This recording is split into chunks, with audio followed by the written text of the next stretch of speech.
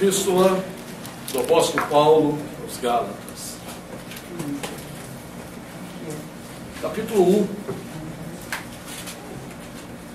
a partir do versículo 1,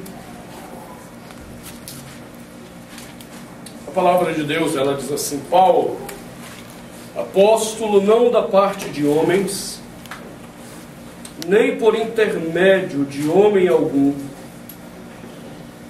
mas por Jesus Cristo e por Deus Pai, que o ressuscitou dentre os mortos.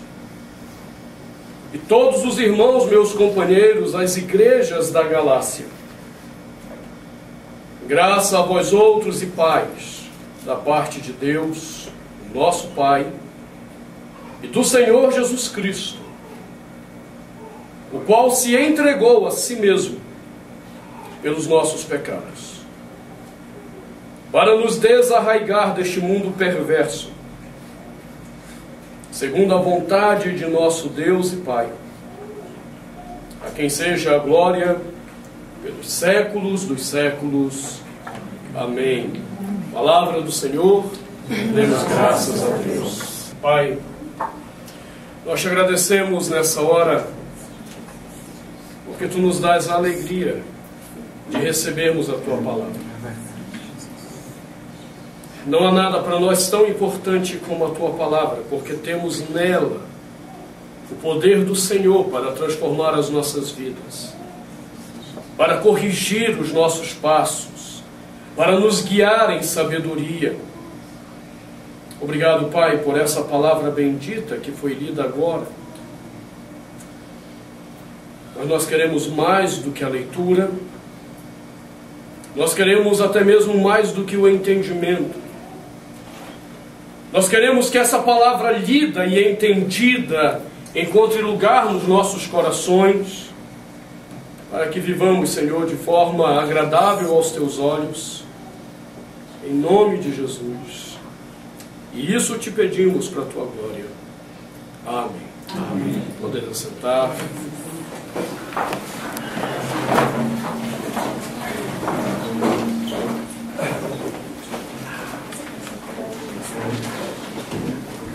Uma das questões, há duas vagas aqui na frente, se precisarem sentar. Por favor, temos duas vagas aqui.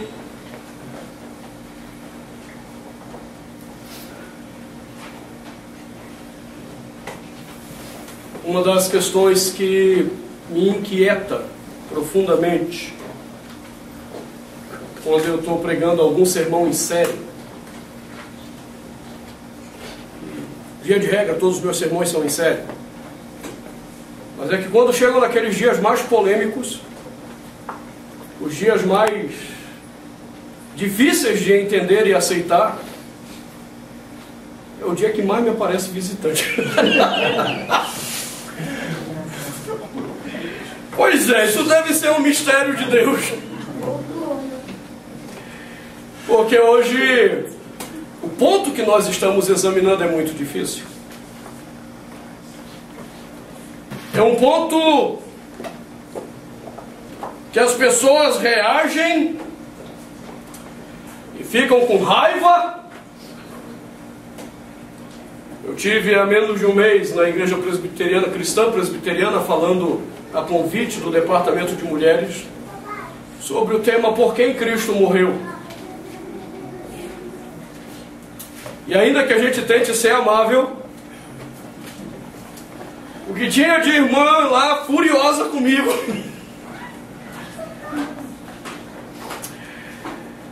Ok, mas eu fiz um pacto com o Senhor na minha ordenação, de que eu ensinaria todo o desígnio de Deus, toda a verdade de Deus. E esse pacto tem que ser vivido, ainda que à custa de lhe agradar ou não, ainda que à custa de você entender ou não o que vai ser dito, ainda que à custa de você me amar ou passar a me odiar a partir de hoje, mas eu preciso lhe dizer a verdade. Nós temos examinado o que é Evangelho. O que o Evangelho de fato significa, qual é de fato a mensagem dele para os homens. E temos perguntado isso porque o que nós temos visto nas igrejas hoje é tudo menos Evangelho. É autoajuda, é feitiçaria, é macumbaria gospel. E alguns já disseram que não é macumba gospel, é a boa cumba gospel. Nós temos visto um monte de coisa em nome de Deus e em nome do Evangelho que não tem nada a ver com Deus e muito menos com o Evangelho de Deus. E esta é a sexta pregação sobre esse texto de Gálatas, onde Paulo procura logo na abertura deixar claro o que é Evangelho, porque aquela igreja da Galácia estava perdendo a noção do que era ser cristão. Eles estavam perdendo a noção do que deveriam de fato crer na sua caminhada. Então nós temos formulado o pensamento de Paulo numa tese, que inicia no versículo 3, dizendo que Evangelho é o anúncio da mensagem de reconciliação entre homens pecadores, rebeldes, com um Deus santo, santo, santo, por meio da morte vicária de Jesus. Na sua morte, ele nos coloca numa relação filial com Deus Pai e numa relação de escravidão com Cristo Jesus. Porque ele morreu na cruz do Calvário, a obra dele foi suficiente para que eu, reconciliado, pudesse agora gozar da experiência de filho com Deus, sem precisar ficar fugindo de Deus, como se Deus fosse algum estranho. Mas também me colocou numa relação de escravidão com Cristo, onde eu não tenho mais vontade, a minha vontade é fazer a vontade daquele que me chamou e me salvou da condenação eterna. Então nós passamos os 2 últimos domingos examinando o pensamento paulino, quando ele usa a frase do versículo 4 dizendo: o qual se entregou a si mesmo pelos nossos pecados. Por que Cristo tinha que morrer? Nós dissemos, não foi porque você estava endividado, não foi porque você estava com alguma doença grave, um câncer, bico de papagaio, caroço. Não. Isso para Cristo é o que menos importa.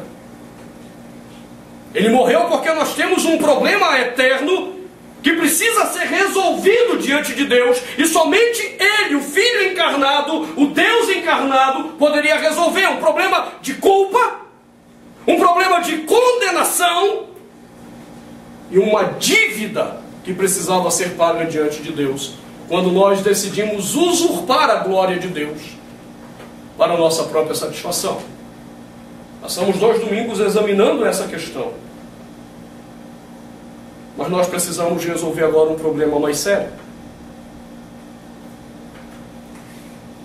Por quem, afinal de contas, ele morreu? Ele morreu para a salvação de todos os homens. Cristo morreu para que todos os homens fossem salvos. E essa questão, ela é bem difícil. No único sermão, obviamente, eu não vou conseguir trabalhar isso. Isso é um ponto que exige de nós um estudo mais detalhado. E talvez por isso muitos pregadores tenham fugido a falar dessa questão. Antes de começar a pontuar essa questão, eu quero te recomendar 2 livros sobre esse assunto. Livros que são profundamente honestos no exame bíblico do que a Escritura de fato diz sobre esse tema. E o primeiro é desse grande teólogo da Universidade de Oxford, do século 17, John Owen. Por quem Cristo morreu? Dá para ver aí? Ok, os que vão acompanhar pela internet. Por quem Cristo morreu? E a resposta não é nem um pouco agradável aos nossos ouvidos. Uma obra mais recente foi do grande teólogo escocês da Universidade de Princeton, John Murray. Redenção consumada e aplicada. Esses 2 livros serão 2 leituras excelentes para você entender e aprofundar o que nós vamos dizer agora. Passou a ser corrente no meio evangélico dizer para as pessoas que Deus ama todo mundo. Ah, Jesus te ama. Ah, Jesus ama você. E alguns um pouquinho mais dramáticos, coloquem alguns outdoors. Abra seu coração para Jesus. Dê uma chance para Ele.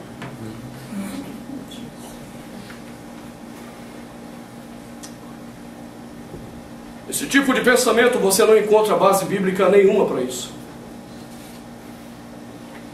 Primeiro porque Deus não está lhe pedindo chance nenhuma. Na verdade, quem precisa tomar uma decisão é você e não Deus. Quem tem necessidade de Deus é você e não Ele de você. Deus não precisa de nenhum de nós para nenhuma coisa. Deus é pleno, Deus é suficiente nele mesmo. Você acha que está fazendo um favor para Deus vindo ao culto? Não. Entenda, Deus não precisa de culto. Deus não precisa ser cultuado. Paulo, tratando disso lá com os atenienses em Atos 17, ele deixa claro que quem precisa cultuar somos nós.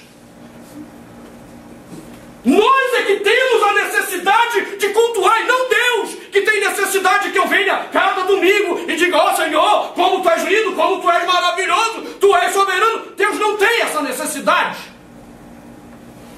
Deus não é um Deus com complexos de inferioridade, não é um Deus frustrado que precisa que você venha dizer para Ele que Ele é lindo, maravilhoso, soberano, poderoso. Ele não precisa de nada disso. Agora nós necessitamos. Por uma questão simples. Nós fomos criados para Ele. Santo Agostinho já havia frisado isso de uma forma que marcou a minha vida, mudou muito o meu entendimento sobre Deus, sobre a minha fé, a minha compreensão do Senhor. E por isso eu tenho citado muito Santo Agostinho em várias ocasiões, quando ele diz, na oração dele no livro Confissões: Senhor, tu nos fizestes para ti mesmo, e a nossa alma só vai estar em paz quando ela estiver em ti. Nós só repousaremos em paz quando repousarmos em ti.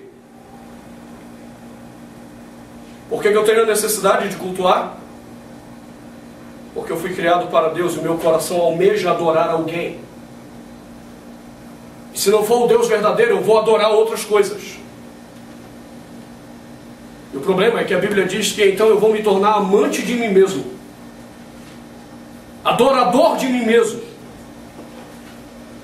E é então por isso que é difícil quando nós tocamos nesse ponto: por quem Cristo morreu?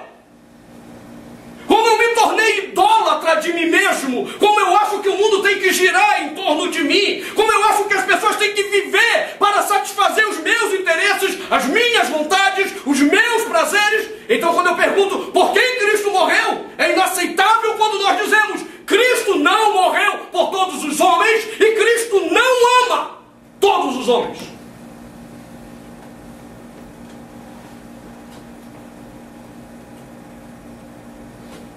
isso se torna inaceitável. Porque nós construímos um mundo egoísta, egocêntrico, em torno de nós mesmos. E quando nós falamos isso, é como se o coração reagisse e perguntasse: quem Deus pensa que é para não me amar? Tem alguma coisa errada nessa reação. A questão não é quem Deus pensa que é para não te amar. A questão é quem que você pensa que é para achar que Ele não possa te rejeitar.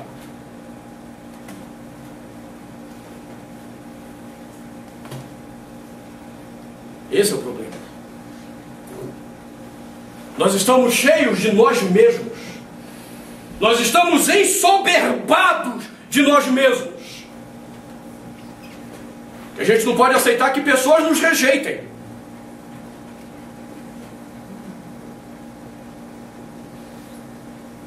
É duro, né? Agora, se eu disser para você que Deus também rejeita as pessoas, e talvez você esteja entre o grupo dos que Ele rejeitou, você vai dizer: não, isso não.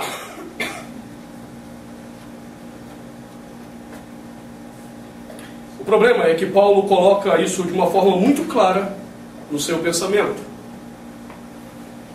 Eu quero que você comece a examinar isso comigo. Talvez hoje não terminemos essa meditação. Todos os exegetas biblistas que têm trabalhado com o pensamento paulino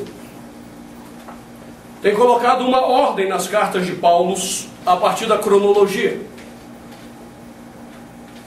Provavelmente a primeira carta de Paulo foi a primeira carta aos Tessalonicenses.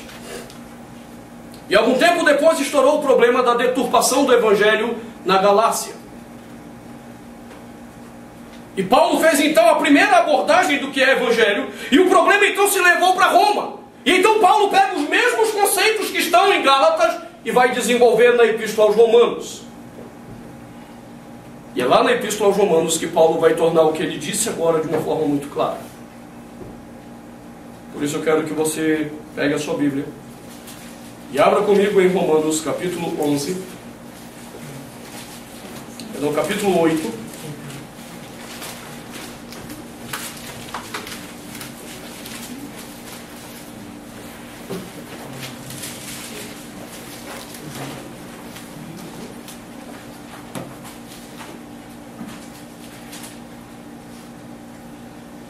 Para que você entenda isso, é importante que você tenha uma visão do que Paulo escreveu em todo o texto de Romanos. A partir do versículo 18 do capítulo 1, Paulo trata de um problema sério chamado a universalidade do pecado no coração dos gentios. Gentios são todos os povos que não pertenciam ao povo da aliança com Israel. E do capítulo 1, 18, até o capítulo 2, Paulo vai dizer: os homens são indesculpáveis porque todos são pecadores e estão debaixo da ira de Deus. E ele chega a dizer: a ira do Senhor se revela dos céus contra toda impiedade. Então nós não temos um Deus que olha para homens com olhar meigo e doce. Deus não olha para o homem com aquela carinha: ah, coitadinho dele, ah, guti-guti. Não, a palavra de Deus diz que quando Ele olha para os homens, Ele olha com a sua ira por causa do pecado dos homens. E se Deus está irado com os homens, vamos acabar com aquela besteira também de que Deus ama pecadores e odeia pecado.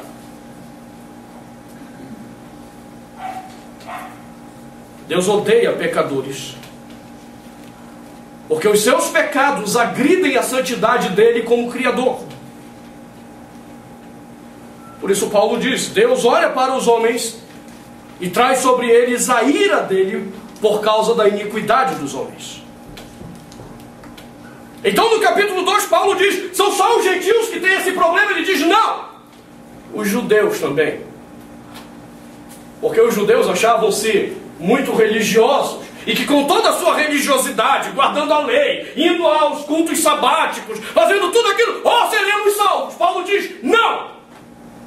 Porque vocês, em todo o conhecimento de vocês, não conheceram também o perdão e a graça manifesta em Cristo Jesus. Logo, vocês também, todos religiosos, também estão condenados. Então, no capítulo 3, Paulo coloca a máxima: todos pecaram. Não escapou um. Todos nós estamos debaixo da maldição do pecado. E agora, o que fazer?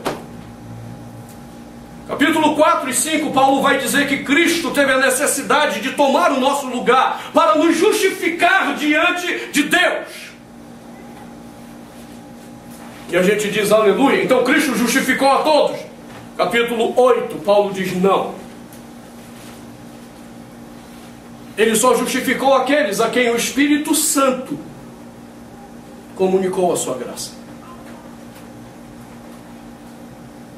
Aqueles que o Espírito Santo regenerou a vontade, regenerou o coração. E então Paulo vai para o desfecho do capítulo 8, versículo 28 em diante, dizendo, acompanhem comigo: sabemos que todas as coisas cooperam para o bem daqueles que amam a Deus. Agora preste atenção nessa frase: daqueles que são chamados segundo o seu propósito. Você entendeu a questão? Todas as coisas cooperam para o bem dos que amam a Deus. E quem são esses? Aqueles que são chamados. Se você ler o capítulo 8, Paulo disse que não foram todos os homens chamados. Somente aqueles a quem o Espírito Santo quis mover o coração e tocar o coração. E para que não reste dúvida, Paulo então faz a sequência do que aconteceu no versículo 29, quando ele diz: porquanto aos que de antemão conheceu, e aqui é uma palavra interessante, a palavra gnoskos, ou gnoskel, é uma palavra grega que pode estar ligada a dois contextos. Um contexto esotérico, gnóstico, ou um contexto judaico. No contexto esotérico e gnóstico, seria a ideia de um Deus que pegou você e conheceu em alguma experiência louca por aí. Você foi arrebatado, foi levado no inferno. Isso é um tipo de experiência esotérica. E os gnósticos acreditavam nisso. E tem um bando de crente que acha que é crente evangélico e não passa de um gnóstico enganado, iludido com o inferno. Mas a palavra pode ter um significado judaico. Paulo era judeu. Paulo era um rabino. Então o ambiente de entendimento de Paulo dessa palavra não pode ser gnóstico. Até porque Paulo combateu duramente o conceito gnóstico. E dentro do conceito judaico, a ideia de conhecer está ligada diretamente à ideia de amar.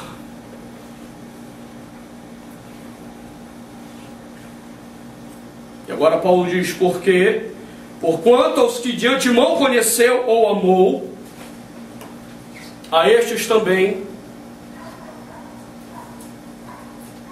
veja o que está escrito, predestinou.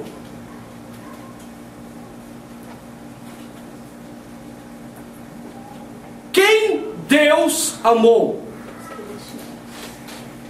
Somente aqueles que Ele predestinou. E a esses que Ele predestinou para serem conformes à imagem do seu. São todos os homens? Não. Todos os homens vão espelhar a cara de Jesus? Não! Cada dia que passa, mais os homens espelham a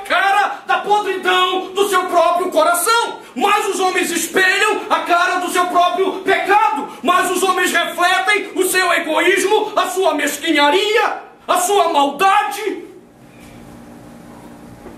Se Cristo tivesse morrido por todos, tem algo errado então no que está acontecendo. Se Cristo tivesse morrido por todos os homens, nós veríamos a cada dia esses homens refletindo mais a imagem de Jesus. E é por isso que nós então entendemos um ponto importante que é para você pensar. Se Cristo morreu por todos os homens, e esses homens não são moldados à imagem dele, isso significa então que a morte dele foi insuficiente para realizar a obra que deveria ter realizado.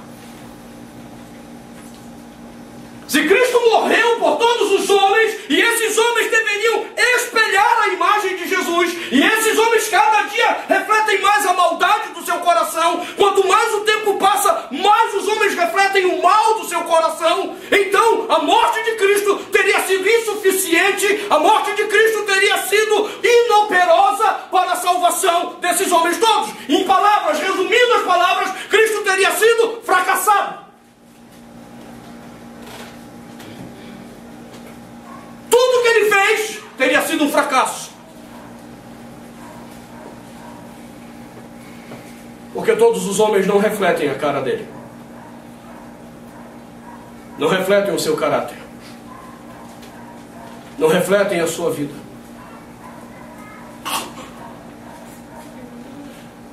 Se Cristo morreu por todos os homens, então ele deve ter falhado feio.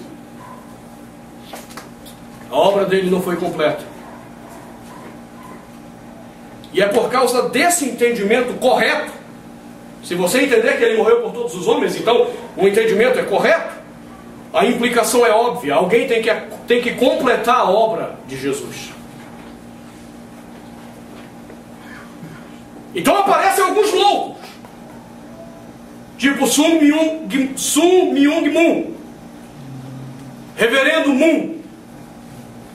Reverendo Moon entendeu perfeitamente, sim, Jesus morreu por todos os homens.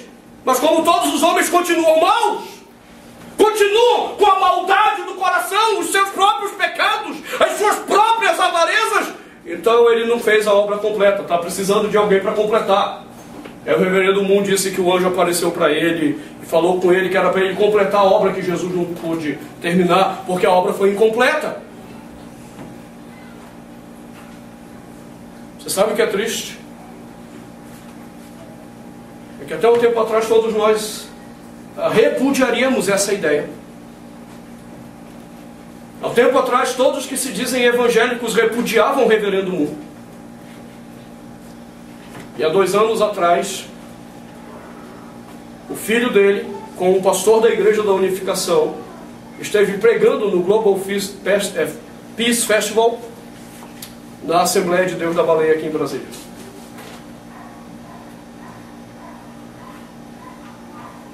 O altar do Senhor sendo profanado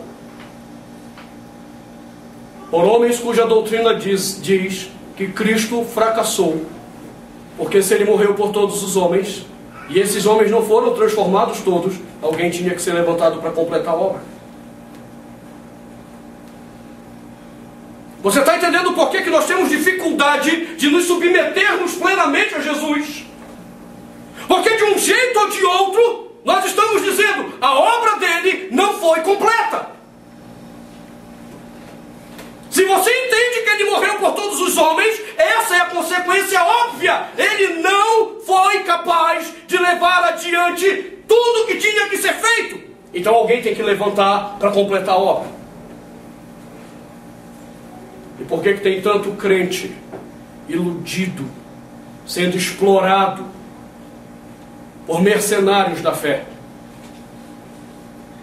Porque como eles não entenderam que Cristo não morreu por todos os homens, mas somente por um grupo que Deus amou e predestinou, então eles se lançam na mão de qualquer louco que lhes prometa bênção, salvação, vitória, dentro daquilo que esteja de acordo com o seu coração. E daí porque o Evangelho está tão pervertido? Pense comigo. Quem são aqueles que têm pervertido o Evangelho? São os mega pastores que inventaram uma desculpa esfarrapada de opressão chamada cobertura espiritual para oprimir pessoas e que acabam se apresentando como o próprio Salvador agora das pessoas. Isso me parece uma questão óbvia. Se eu defendo, se eu prego que Cristo não morreu apenas por um grupo, se eu digo que Cristo morreu por todos os homens, e eu vejo que todos esses homens estão se perdendo, então eu preciso completar a obra de Jesus. E aí eu me levanto como um grande líder espiritual, um novo Moisés, um novo Cristo, que vai te mostrar o caminho da salvação, parcelado em 10 vezes no cartão de crédito.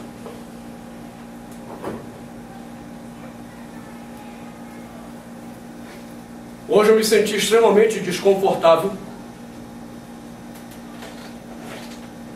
quando eu saí para almoçar. Eu fui a um restaurante hoje, a convite de irmãos. Cheguei um pouco mais cedo e a mesa que me arrumaram ficava na frente da mesa daquele mercenário, do apóstolo falso Doriel de Oliveira. Ele e todo aquele grupo que manipula pessoas, fazendo pensar que aquele homem é alguma espécie de salvador dos outros.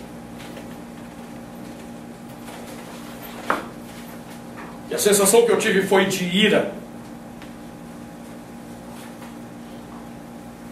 Por saber que tinha acabado o culto, na igreja dele, haviam extorquido pessoas e agora estavam lá se refastelando à custa da ignorância dos outros. Agora, por que isso funciona?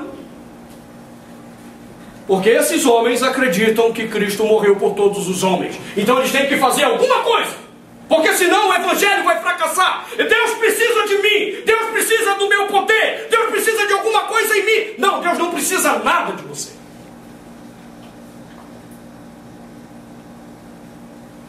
Porque Ele tem um povo que Ele amou. Um povo por quem Cristo morreu. Cristo não morreu por todos os homens.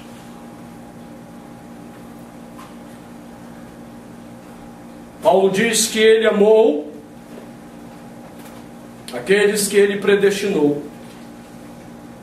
Para aqueles que foram predestinados serem conforme a imagem de Jesus. E no versículo 30, então, ele diz: e aos que predestinou, a esses também chamou. Lembra como ele começou a questão no versículo 28?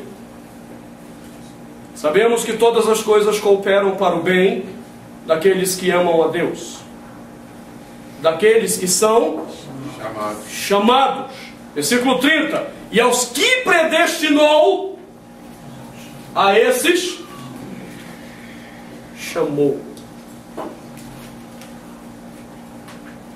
Deus chamou todos os homens? Não.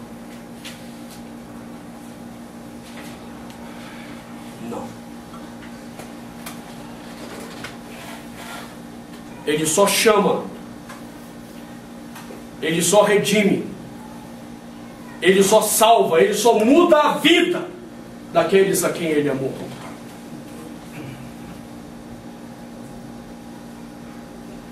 E você sabe, de uma forma muito clara, se Deus te chamou, quando você descobre no seu coração uma rejeição pelo pecado. Enquanto você amar o pecado, enquanto você fizer do pecado a motivação do seu coração, enquanto você sentir prazer na vida desregrada do pecado, você nunca poderá ter certeza de que Deus chamou. Você deveria temer. Porque se Ele não te amou, a ira dele está sobre você.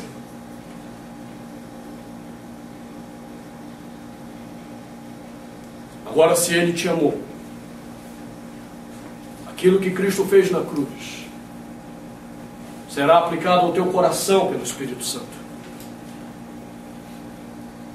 É o Espírito Santo que vai remover do teu coração a vontade do pecado, o prazer do pecado, a vontade do pecado. De uma forma instantânea? Não, isso não é um milagre daqueles, mudou tudo, sou santo. Não. Meu coração lutará com o pecado. Eu ainda terei pensamentos pecaminosos, eu ainda terei atitudes pecaminosas. Sabe qual é a diferença? Aqueles que Ele amou começam a ter aversão ao seu próprio pecado. Aqueles que Ele amou começam a ter aversão a si mesmos. Eu não vou ter orgulho, nem no que eu faço, que seja contrário a Deus. E nem naquilo que eu fiz, que um dia foi contrário ao Senhor. É por isso que eu não entendo essa fábrica de testemunhos.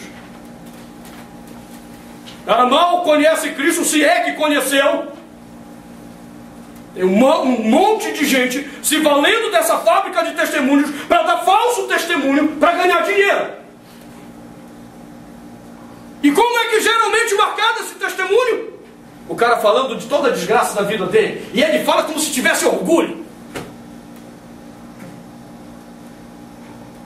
Porque eu era assim mesmo, então eu matei o fulano, espanquei não sei quem, violentei o papá, não sei o quê. E eles vão falando com orgulho.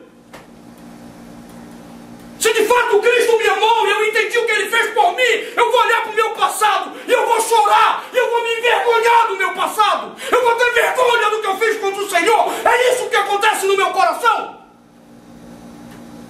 Isso nunca será testemunho para ninguém, será vergonha dos meus atos para os homens, para que saibam quanto Deus é capaz de amar alguém. Quando Deus ama pessoas, Ele nos faz sentir vergonha dos nossos pecados, para que o amor dele seja exaltado em nós. É por isso que Ele não morreu por todos. Ele não chamou a todos. Ele deixou que os homens continuassem o seu próprio caminho. O apóstolo Paulo chega a dizer de uma forma muito dura no capítulo 1, se você quiser olhar o que Paulo diz de forma dura.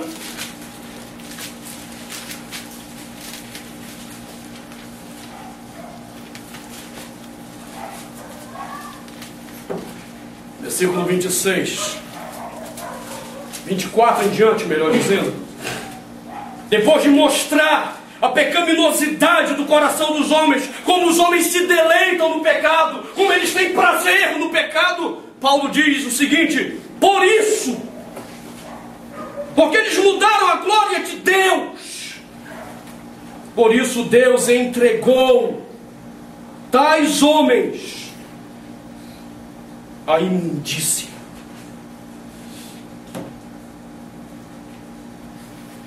Quem foi que entregou os homens às suas imundícias? O próprio Deus.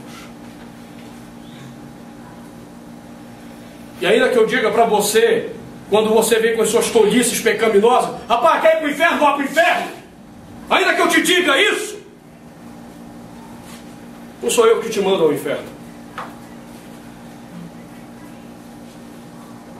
E Deus também não precisa te mandar ao inferno.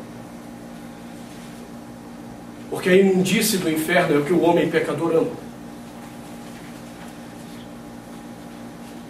E então Deus entrega homens às suas próprias imundícies. E Ele diz: Deus entregou tais homens à imundícia pelas concupiscências do seu próprio coração, para desonrarem seu corpo entre si.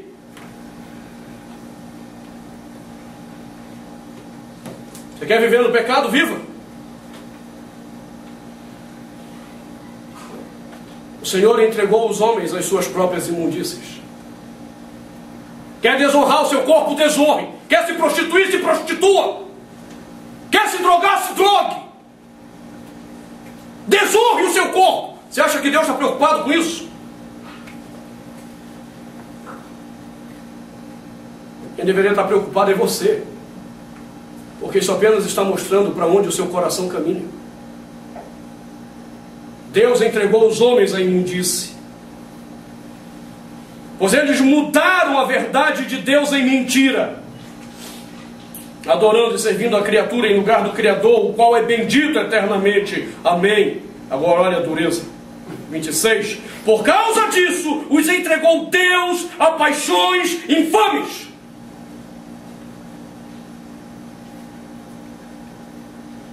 Seja sincero, você quer saber de Deus? Não, você não quer saber de Deus.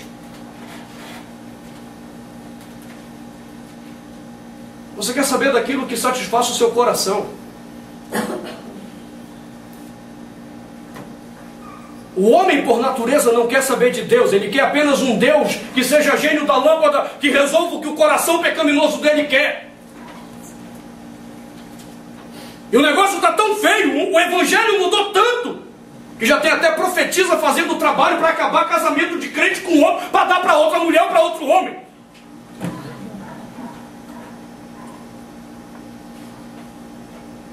É assim que está acontecendo.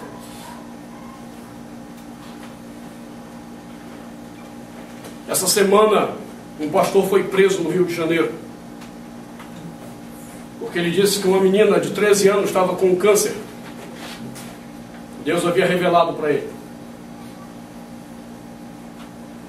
Deus havia revelado que o único jeito de expulsar aquele câncer era a menina tendo relação sexual com ele. E aí, como a menina rejeitou a proposta de cura, ela foi abusada. Por que isso está acontecendo? E por que essa vergonha está acontecendo dentro da igreja? Porque Deus entregou os homens às suas paixões. É isso que você quer? É essa a sua vontade? Então, como diriam os pregadores pentecostais do quinto dos infernos, é isso que você quer? Receba! Pronto! Agora vá para o inferno! Não é essa loucura que a gente está ouvindo nas pregações desses pentecostais loucos de hoje em dia? Receba! Receba o quê? A podridão do seu coração? A imundície do seu coração? Receba. Deus disse que Ele nos entregou os homens a imundície do seu coração. Deus entregou os homens às suas paixões. Você está entendendo por que Deus não ama todos os homens? Agora, aqueles que Ele predestinou, Ele amou.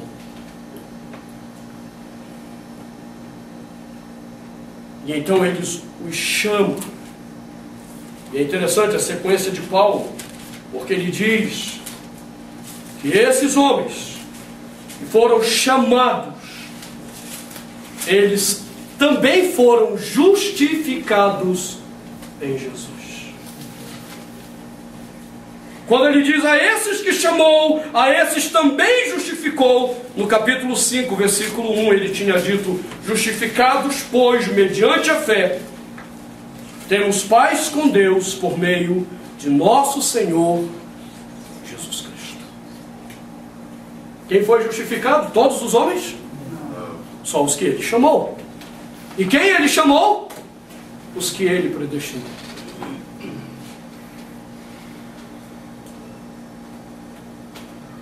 Há alguma injustiça em Deus? Eu sempre ouço, mas assim Deus é injusto. Não me parece que Deus seja injusto quando Ele permite que você siga o que o seu coração imundo quer.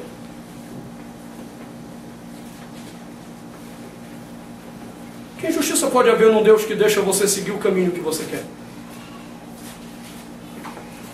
Ele não está roubando a liberdade que o pecado trouxe a você, ou a agência livre, agência como nós chamamos, e não o livre-arbítrio. Ele não está roubando. Você quer o pecado, você quer o inferno. Você não gosta que eu diga que isso é inferno. Você não gosta que eu diga que o seu pecado é vergonhoso. Você não gosta que eu diga que o seu pecado vai te condenar. Você não gosta que eu diga isso, mas você gosta dessas coisas.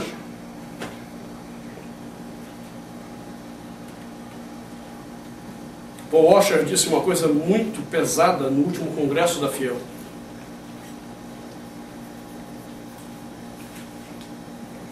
E profundamente verdadeiro.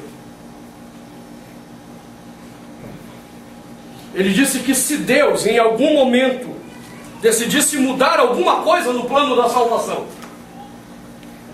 e então ele abrisse a porta do inferno e dissesse: olha, todos vocês que estão no inferno, saiam, eu vou salvar todo mundo. Esses homens olhariam para Deus com dor e sofrimento e diriam: nós não queremos sair daqui. Porque ainda que doa e seja sofrido, nós amamos o inferno.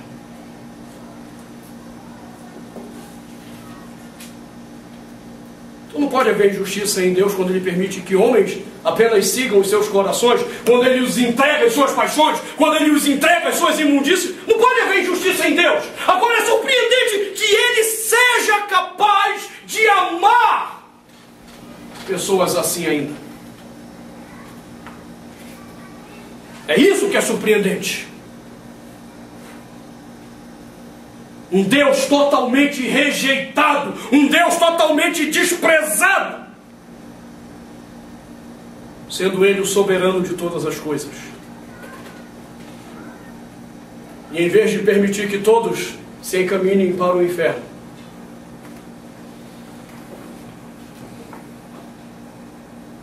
Ele é capaz de amar alguns, a ponto de dar a vida do seu filho, para que sejam salvos, libertos da ira, libertos da opressão do pecado, e possam viver livres para Deus. Por isso Paulo disse, ainda no capítulo 5 de Romanos: Deus prova seu próprio amor para conosco, pelo fato de ter Cristo morrido por nós, sendo nós ainda pecadores.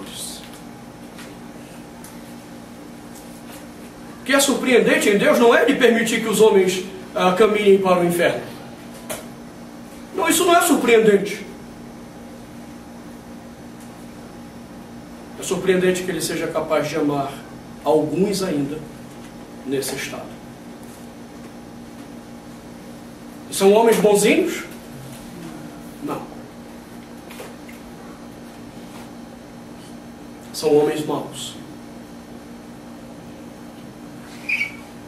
Você sabe quanta maldade passa no teu coração diariamente? Quanto adultério,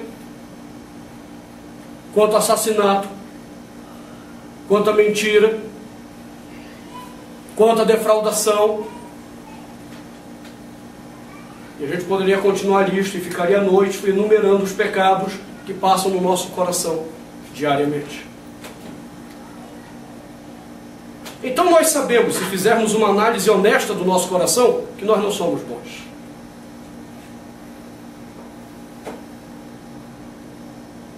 Quando eu olho para a minha história,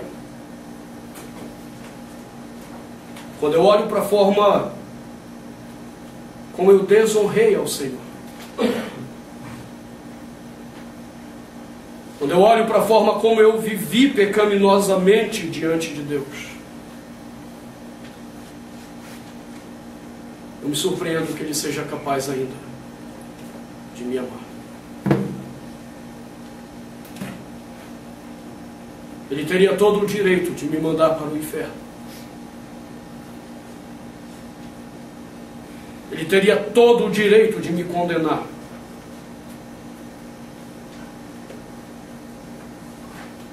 E é surpreendente para mim que Ele me ame.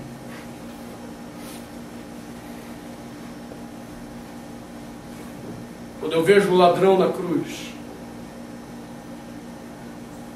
Nós já dissemos, aquele ladrão não era um ladrão de galinha. Ninguém ia para a cruz porque roubava a galinha. Só ia para a cruz grupos que eram terroristas, pessoas que eram terroristas na época do Império Romano. Gente que tinha assassinado um monte de gente. Aquele ladrão da cruz não é nenhum bonzinho. Ele é a personificação de Fernandinho Beiramar, Elias Maluco, Nem e toda essa gente do diabo que promove o mal contra a vida dos seus semelhantes. O ladrão da cruz era assim.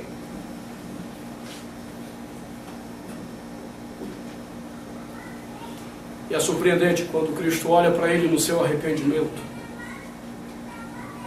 e diz para ele: hoje estarás comigo.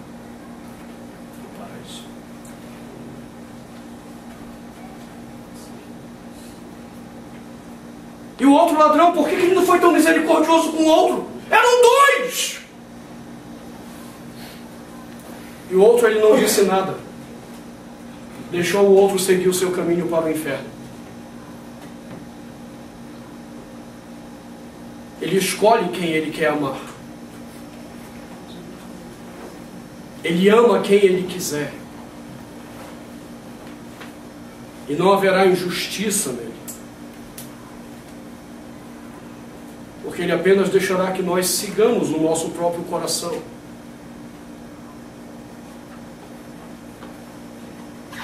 E quando terminar a história, você se encontrar lá no inferno e der a doida em Deus e disser: cara, eu vou abrir a porta, aproveita, corre, vem para o céu. Você vai dizer para ele: não. Ainda que doa, ainda que eu sofra, eu preciso do inferno. A experiência mais próxima que eu vejo disso é das pessoas que são viciadas em droga, em álcool. Diariamente elas sabem que aquilo está acabando com a vida delas. Diariamente elas sabem que aquele vício está destruindo paulatina a sua vida. E você pode conversar com ela, ela vai chorar, ela vai dizer para você: eu não queria essa vida, mas eu não consigo largar. Você entendeu? Ela se tornou dependente daquilo. Os homens, porque amam o pecado, eles se tornaram dependentes do pecado. E não importa que Deus diga para eles: venham que eu vou salvá-los. Eles não querem.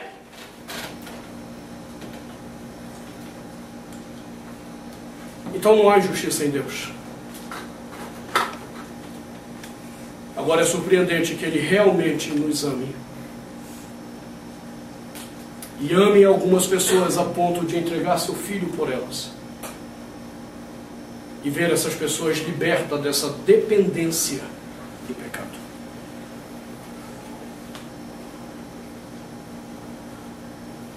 Cristo morreu por todos os homens? Não.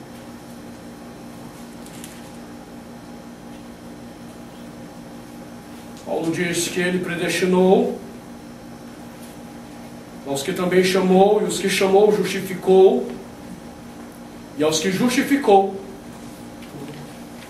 a esses também glorificou. A teologia da glorificação em Paulo é algo que ocorre somente quando Cristo voltar. Quando todos os homens forem trazidos diante dele para juízo, aqueles que morreram nele, salvos por ele, serão agora glorificados. Seus corpos não conhecerão mais o pecado. Não conhecerão mais a destruição. Não conhecerão mais a vergonha. Você entende o que está aqui? Uma promessa. De que aqueles que ele predestinou, amou, justificou, não poderão se perder.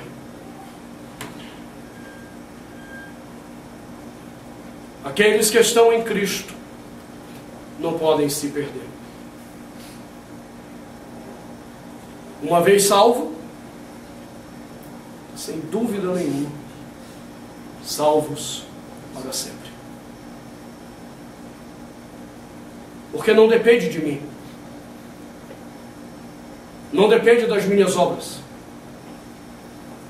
Depende única e exclusivamente da obra dele, que é ofertada graciosamente para os eleitos.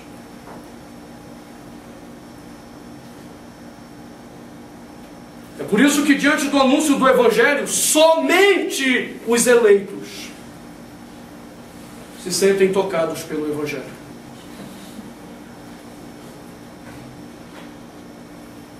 Somente os eleitos de Deus entendem essa palavra. Porque, como disse Paulo, a pregação da cruz e do Evangelho é loucura para os homens. É loucura. Porque os homens estão cheios da sua própria soberba. Esse é o primeiro texto que Paulo trabalha esse conceito. Mas há um segundo texto que examinaremos na próxima semana. O famoso texto que diz que nós somos mais do que vencedores por Cristo Jesus. E aí os mercenários do Evangelho roubaram o sentido do que é essa vitória. Eu quero te convidar a ler versículo 31 a 39 na tua casa. Eu quero te convidar a procurar na internet comentários bíblicos e ler. Porque eu quero que você pense. Procure comentários sobre essa passagem. E você vai descobrir aonde mentiram para você sobre o pensamento de Paulo.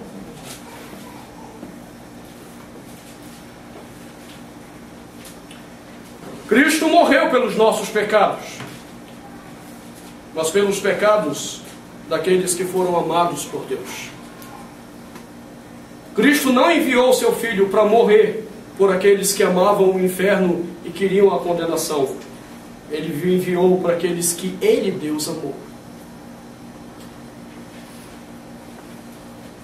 Semana que vem vamos olhar esse próximo texto, ainda nos perguntando por quem Cristo morreu. Se você já entendeu, eu te disse, Ele não morreu por todos. Então, se você voltar domingo que vem, ou é porque você é masoquista e gosta de sofrer com essas palavras, ou é porque você é curioso e quer ver até onde vai essa história, ou é porque o Santo Espírito já começou a fazer você entender a beleza do amor de Deus, que é muito mais profundo do que você possa imaginar.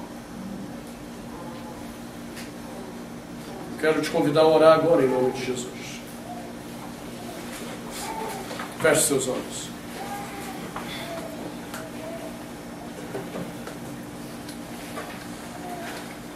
Senhor amado,